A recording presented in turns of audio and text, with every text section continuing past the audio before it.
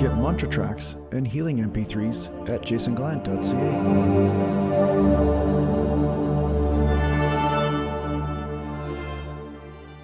So welcome back, and today I'd like to talk to you a little bit about expecting other people to please you. So I just received an email from somebody, and he said he was on the spiritual path for a period of time, and he's saying that over and over again people disappoint him. We're having friendships and relationships and things like that, but the people are always disappointing him, where he's not happy, and somehow these people are supposed to make him happy. Somehow they're supposed to do what he expects them to do, and somehow that's supposed to be a good dynamic. So I just want to point something out. If you are expecting other people to please you, you are not a master of your own suffering. Because if you really look around, and you look at a lot of people, you will see the people that expect so much from other people are usually suffering the most. So it's a direct proportion. So the amount of expectation you put on other people has a lot to do with how much suffering you are in, because you're expecting them to be the medicine towards the internal suffering. So I'm not talking about changing the world, and I'm not talking about having conflicts. Like, all these things can happen in your life. But what I'm saying is that when you're putting an expectation on all these external situations in order to make you happy, this is proof that you are not a master of your internal experience. So this is where the real spiritual work happens. This is where it begins. This is where you take responsibility for your own perception. So rather than saying, this person over there makes me feel inadequate, go inwards. Go inwards and feel that layer of inadequacy you have inside. Observe that neutrally, be with that.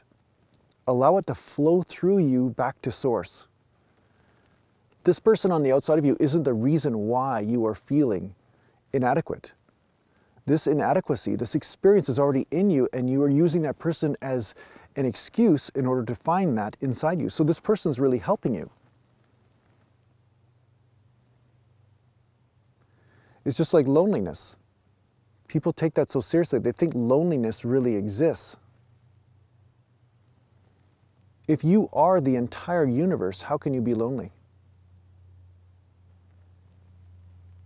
So loneliness is an experience within. It is not an effect from some sort of cause externally. Now again, I'm not saying that there isn't a benefit to having a community and love and everything in your life, but when you can surrender the expectations that you are putting upon this community, then love is possible. Because it's unconditional, right? You're not saying they should be enslaved by your suffering. You should do this because I feel this, and so all of you have to play according to my suffering. It's no different than some of the conquerors since the dawn of time, or the people who have done horrible, evil deeds. It's usually because they felt something inside and said, these people are the cause and I need them to change in order for me to feel better.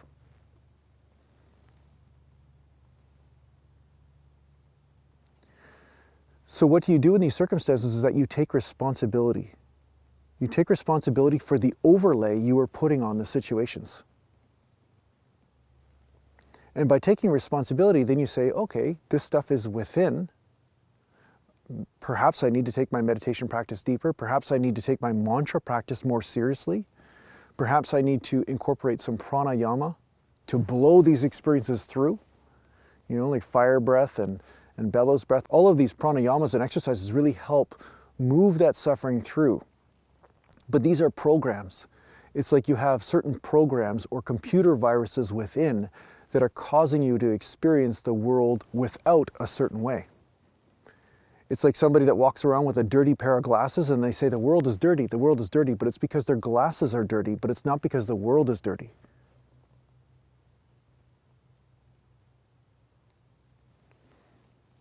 Now sure, there are places in the world or things that are going on in the world that could be more in resonance with harmony, but you don't have to suffer because of it, you see? If you're suffering, if this is tormenting you, the way out is within. It isn't in micromanaging some external experience. So surrender your expectations you're putting on other people. If you're feeling inadequate, own that. Experience that more deeply and surrender to it. Let that join with you. It's about collapsing the polarities. If you are feeling inadequacy, by becoming one with that inadequacy and allowing that into your heart, then you will feel the opposite, adequate. And they both collapse, and then that drama of back and forth feeling adequate and inadequate and back and forth, then that collapses. Then you are done with that program.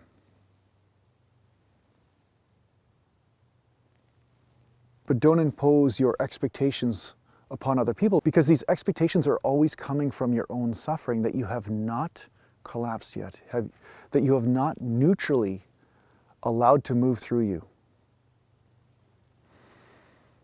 Surrender your judgments of these internal experiences so that they can move through. Surrender your stories around them. Stop putting a story upon something that is happening within and then saying that's the cause, that's the cause, that's the cause, because all you're doing is stifling your divine process.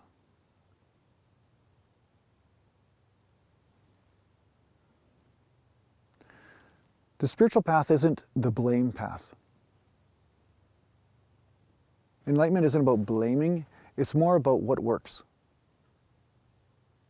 Right? It's more about what works to wiggle you free from suffering right now. And you know for a fact that if every time you go into a situation, you feel or experience the same thing, and then you go into another situation and you experience the same thing, then another situation, you're experiencing the same thing, this is your thing. This is not the situation's thing. This is something that you're carrying around with you.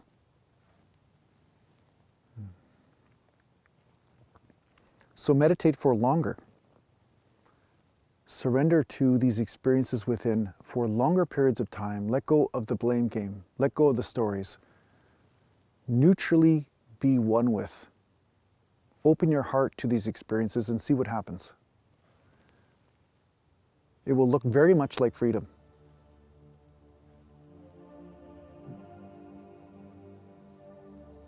So I hope this helps. Take care for now.